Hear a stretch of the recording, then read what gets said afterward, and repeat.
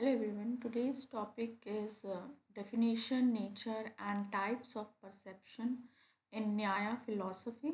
न्याय philosophy की epistemology का जो इंट्रोडक्शन वीडियो था जिसमें मैंने बताया था प्रमा अप्रमा क्या है, तो वो मैं पहले अपलोड कर चुकी थी और इसी epistemology वीडियो को आगे बढ़ाते हुए आज हम शुरू कर रहे हैं परसेप्शन। उसका जो फर्स्ट मीन्स ऑफ नॉलेज है वो हम डिस्कस करेंगे।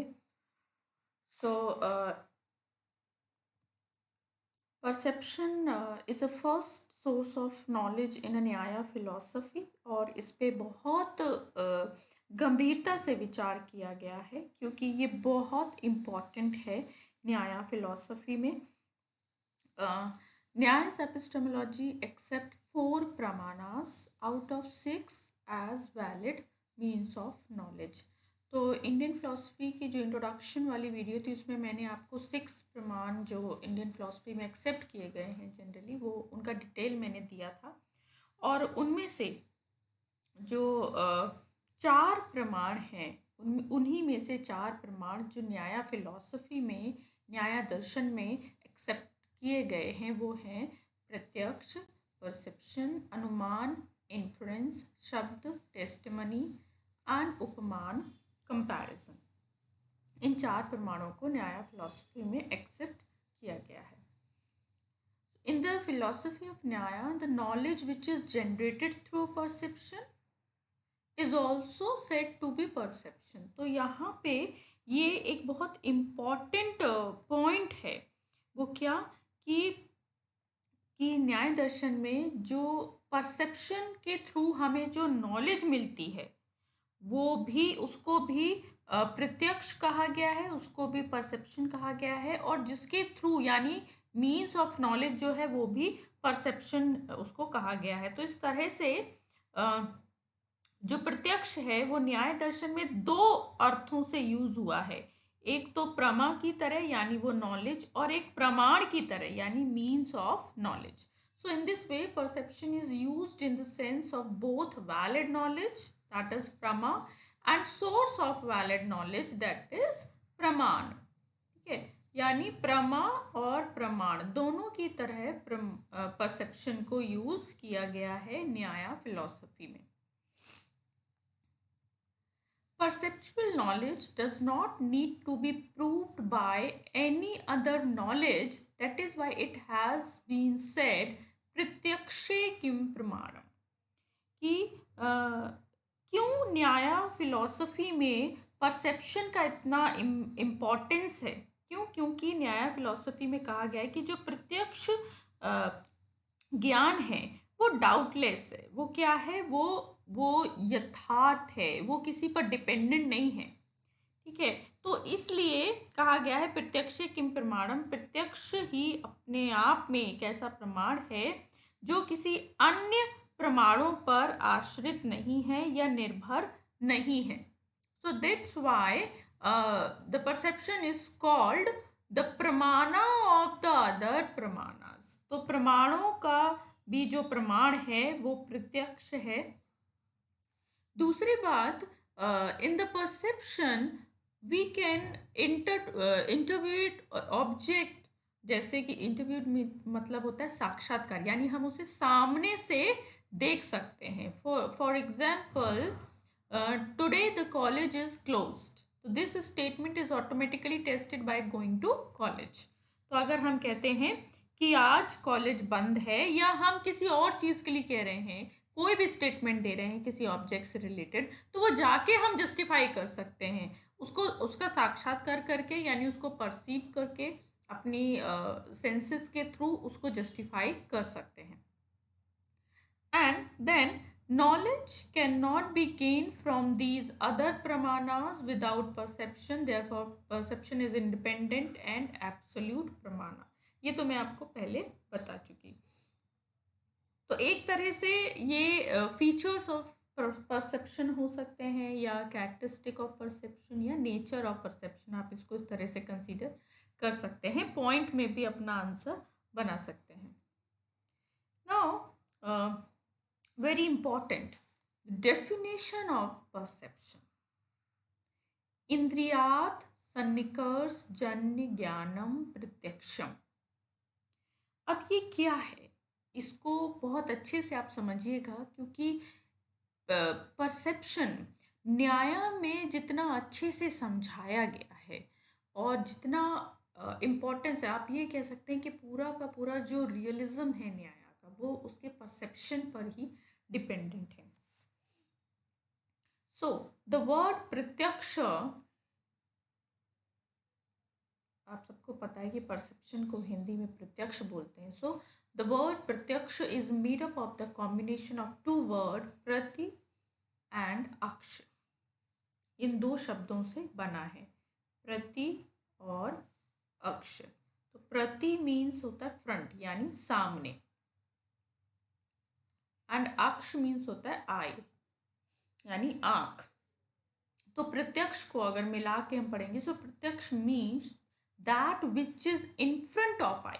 अगर हम सीधा सीधा मतलब निकालें तो इसका ये मतलब होगा कि प्रत्यक्ष वह है जो आंख के सामने है। But this is a narrow meaning of प्रत्यक्ष, और बहुत संकीर्ण अर्थ है ये ना प्रत्यक्ष का।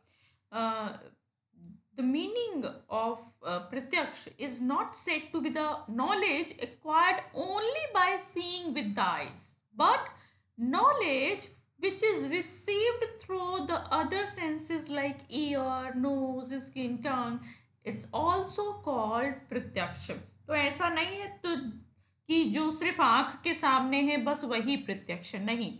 हम अपनी 5 इंद्रियों से जो ज्ञान प्राप्त करते हैं उन्हें प्रत्यक्ष कहा जाता है। So therefore perception means that knowledge which is obtained through the sense organ.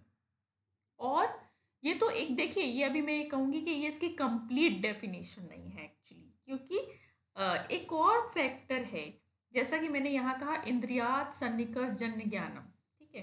तो अभी मैं बताऊंगी कि इस डेफिनेशन में 3 एलिमेंट हैं जो बहुत इंपॉर्टेंट है। तो अगर मैं इस डेफिनेशन को कंप्लीट करूं, so the knowledge which arise from the convergence of the senses and the object is called प्रत्यक्ष। यानी आंखों, देखो जैसे मैंने ये तो कह दिया कि आंखों के सामने बस जो प्रत्यक्ष होता है वो नहीं है, बल्कि जो सारी इंद्रियों से होता है वो प्रत्यक्ष है। लेकिन और इसको डिफाइन करते हुए जो ज्ञान इंद्रिय और विषय यानी सेंस एंड ऑब्जेक्ट के सन्निकर्ष क्या है, कांटेक्ट, ठीक है, के सन्निकर्ष से उत्पन्न होता है, उसे प्रत्यक्ष कहा जाता है। तो यहाँ पे 3 चीजें हैं, एक तो इंद्रिय, देन ऑब्जेक्ट, देन सन्निकर्ष यानी कांटेक्ट। तो सेंस ऑब्जेक्ट कांटेक्ट, ठीक है, ये 3 एलिमेंट बहुत ज़रूरी हैं प्रत्यक्ष को समझने के लिए। तो हम इसे एक एक करके डिटेल में पढ़ते हैं। द फर्स्ट इज इंद्रिय, सेंसेस।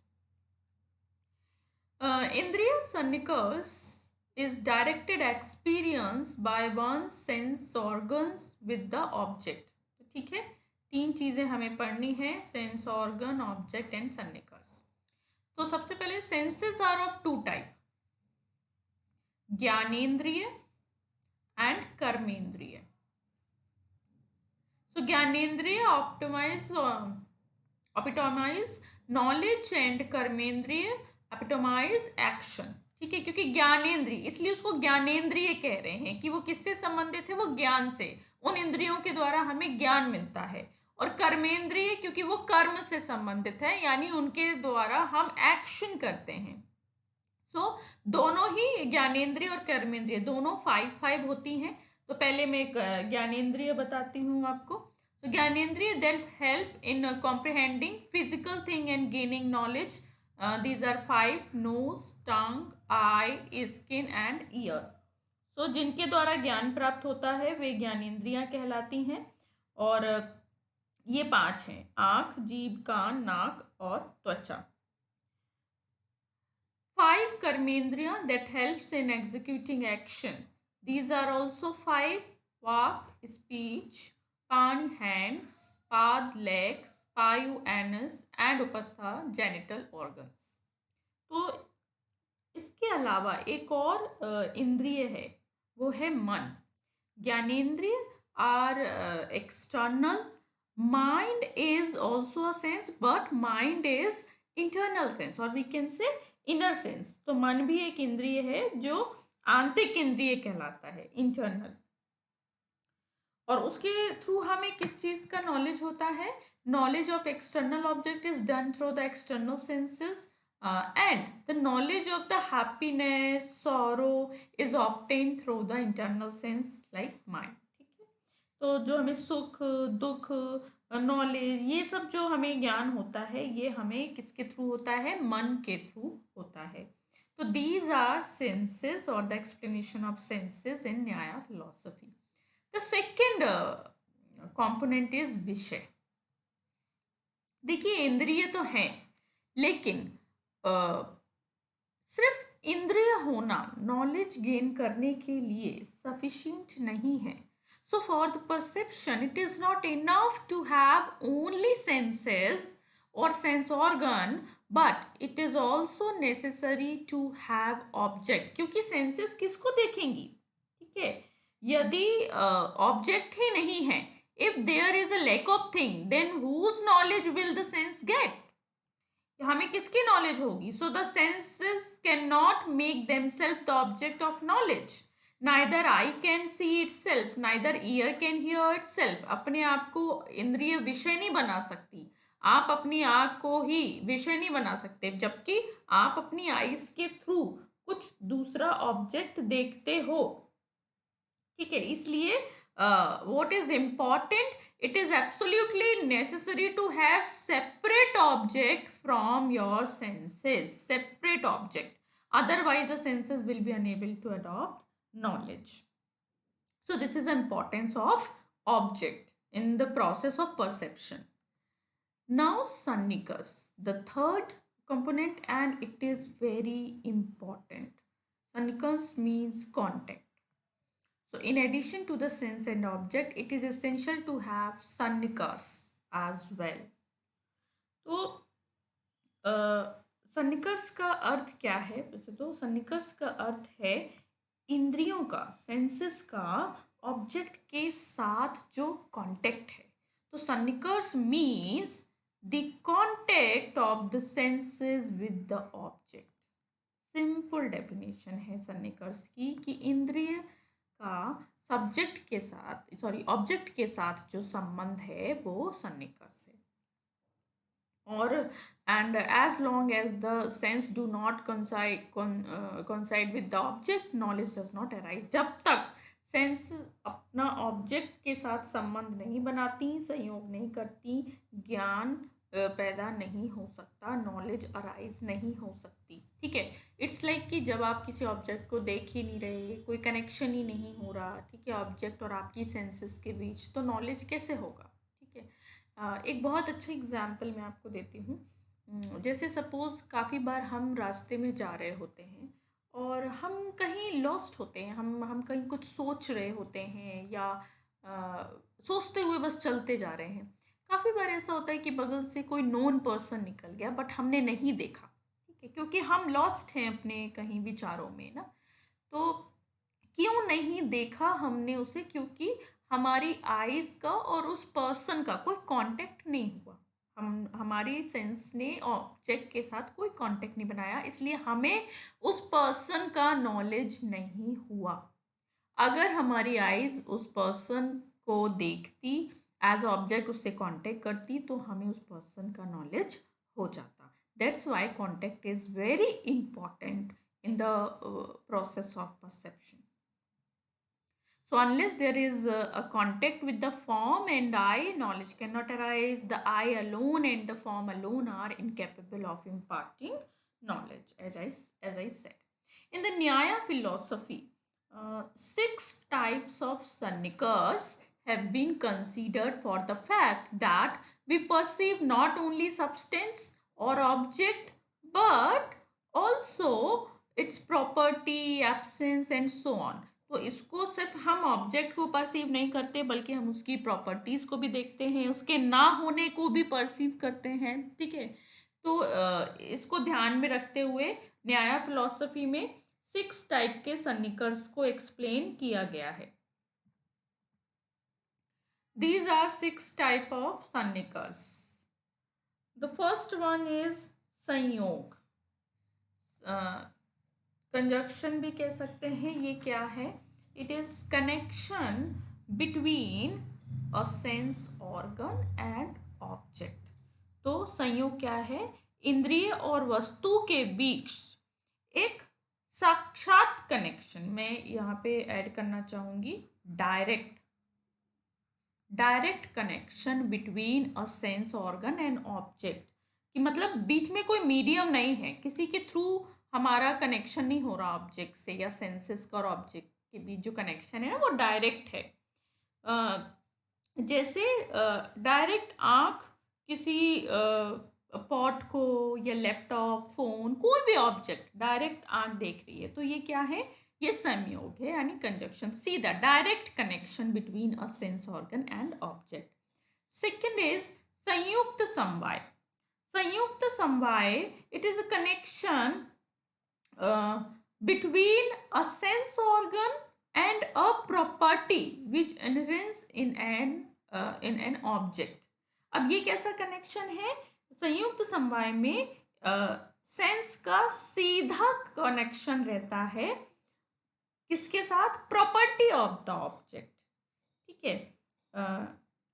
जैसे मान लो कोई पॉट है और वो रेड है, ठीक है, तो आप डायरेक्ट उस रेडनेस को देख रहे हैं। Redness is a property of the red pot, ठीक है, और रेड एनीथिंग, रेड फ्लावर, तो you can see the redness directly, that is संयुक्त समवाय। It is also a direct connection, but direct connection किसके साथ? ऑब्जेक्ट के साथ नहीं है, किसके साथ है? उसकी प्रॉपर्टी के साथ है, ठीक है। सो नेक्स्ट इज संयुक्त संवेद समवाय। It is a connection between a sense organ and universal which is instantiated in a property, यानी एक यूनिवर्सल कॉन्सेप्ट को हम देखते हैं। कैसे? इसमें इंद्रिय का वस्तु के साथ जो कनेक्शन होता है वो 2 मीडियम के थ्रू होता है एक्चुअली। जैसे मान लो जो पॉट है, तो हमें उसकी रेडनेस का पता चल रहा है, ये हम अपनी आँखों से देख रहे हैं, और कहीं ना कहीं हमें ये भी पता चल रहा है कि जितने भी पॉट होंगे वो रेडनेस उनमें भी एग्जिस्ट करेगी। तो हम एक यूनिवर्सल कॉन्सेप्ट में भी देख रहे हैं। जैसे मैं आपको दूसरा एग्जांपल दूं, सपोज ही हम सब ह्यूमंस हैं, ठीक है, और हम सबके अंदर ह्यूमैनिटी है, तो एक को देखा, दूसरे को देखा, ठीक है, तो हमने क्या किया? ह्यूमैनिटी का जो यूनिवर्सल कॉन्सेप्ट है हम वो भी परसीव कर सकते हैं। सो दैट इज संयुक्त संवेद समवाय। देन समवाय, समवाय, it is a connection which makes auditory perception possible.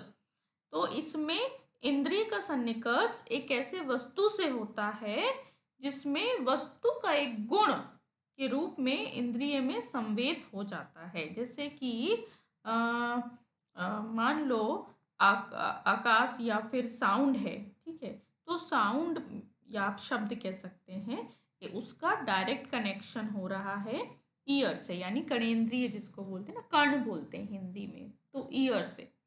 तो इस तरह से आप इसको समझ सकते हैं समवाय को। दूसरी बात फिर है संवेद समवाय। संवेद समवाय क्या है? Connection between the auditory faculty and universal which entrance with sound. देखिए, ये जो ऑडिटरी परसेप्शन मैंने बोला, ये सिर्फ एक उदाहरण है, ठीक है, इसमें बाकी चीज़ें भी ऐड हो जाएंगी। उसी तरह संवेद समवाय में का भी जो एक उदाहरण है कि हमें जो वर्ड, जो हमने कहा कि पहले वाले में क्या होता है, शब्द को हम परसीव करते हैं किसके थ्रू? समवाय के थ्रू। उसके बाद जो समवाय में जो वर्ड परसीव कर रहे थे, और फिर यूनिवर्सल, अगेन क्योंकि ये संवेद समवाय है ना, तो यूनिवर्सल कॉन्सेप्ट फिर आ जाएगा। तो साउंड में जो यूनिवर्सल कॉन्सेप्ट है कि जब भी हम कोई शब्द सुनते हैं हमको साउंडनेस का कॉन्सेप्ट माइंड में आता है, ठीक है। तो इस तरह से हम क्या करते हैं, वो कॉन्सेप्ट भी परसीव करते हैं। तो ये हो गया संवेद समवाय। देन विशेषण भाव, qualifier qualifying relation. This is very important because it is a connection which allow for the perception of inherence and absence in the object. अब क्योंकि ये हमें जो चीज है ही नहीं उसके प्रत्यक्ष के बारे में बताता है, इसलिए ये इंपॉर्टेंट है। कई लोग कहते हैं कि जब कोई चीज है ही नहीं तो हम उसे कैसे देख सकते हैं, जैसे, लेकिन न्याय फिलॉसफी में एक ये बहुत अच्छा पॉइंट है। वो कहते हैं कि suppose there is no laptop और या पॉट नहीं है, अगर मैं ऐसा कह रहा हूँ कि पॉट नहीं है, तो ये कहने से पता चलता है ना कि यहाँ पे एक पॉट नहीं है, there is lack of pot, there is lack of laptop और मोबाइल। तो इट मीन्स कि यहाँ पे डायरेक्ट परसेप्शन किसका हो रहा है आपको, lack of a particular object, कि वो यहाँ एग्जिस्ट नहीं कर रहा। ये भी तो परसेप्शन ही है एक तरह का। सपोज आप घर में गए और आपको मम्मी नहीं मिली, आपकी मम्मी कहीं गई हुई है, ठीक है, तो वहां पे मम्मी के ना होने का परसेप्शन तो आपको हो रहा है ना, कोई चीज नहीं है आप वो परसीव कर रहे हैं, दैट इज विशेषण भाव, and it is very important in Nyaya philosophy. So these are 6 type of Sannikas.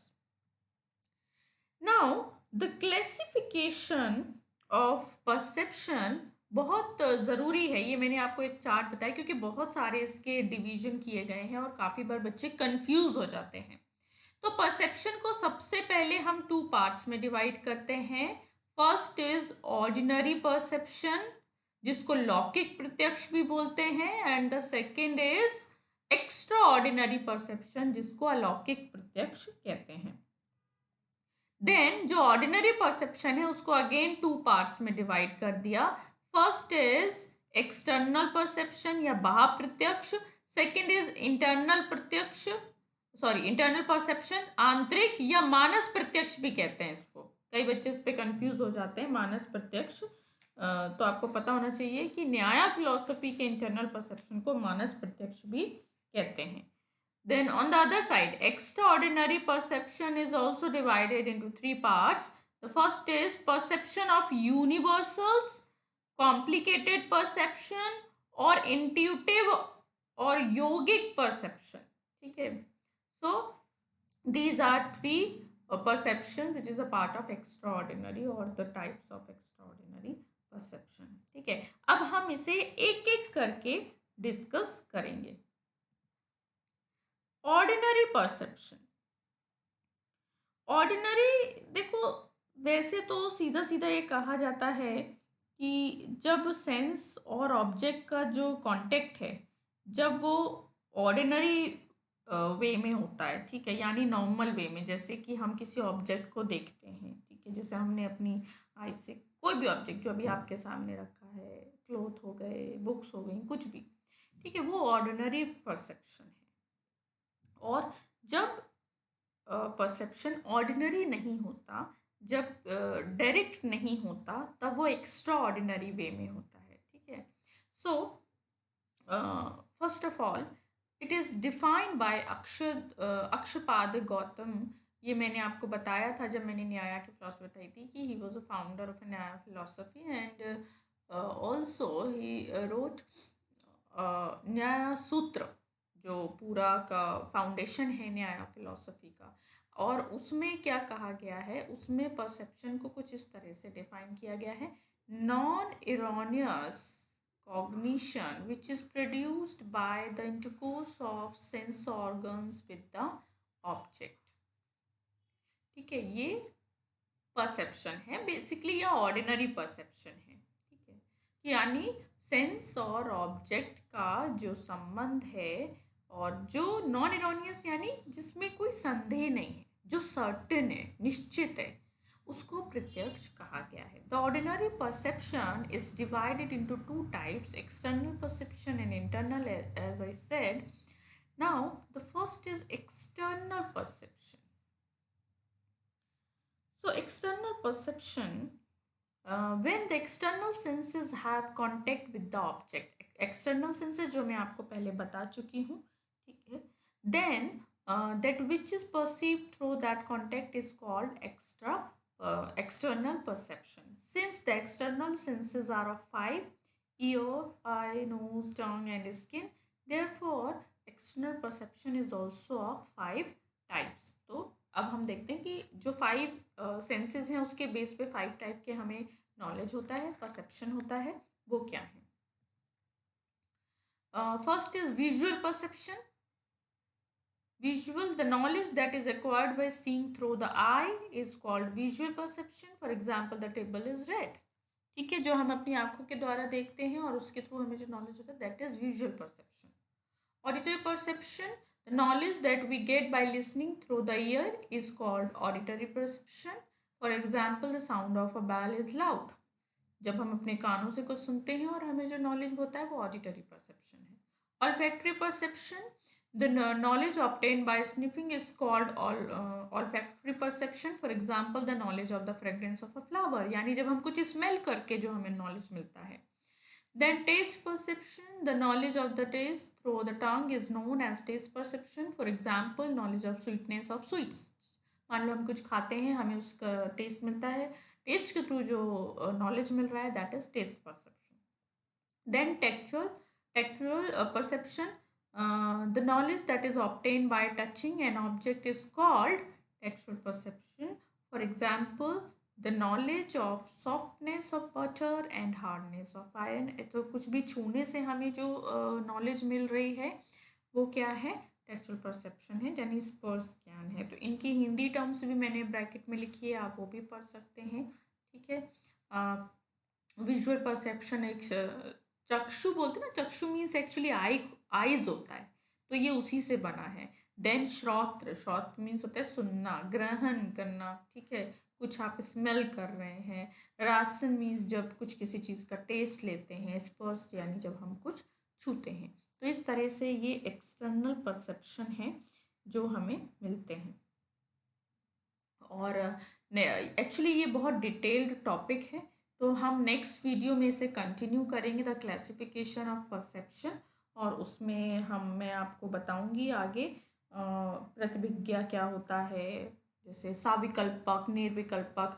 तो ये जो कॉन्सेप्ट है न्याय फिलॉसफी में बहुत इम्पॉर्टेंट है. Thank you so much.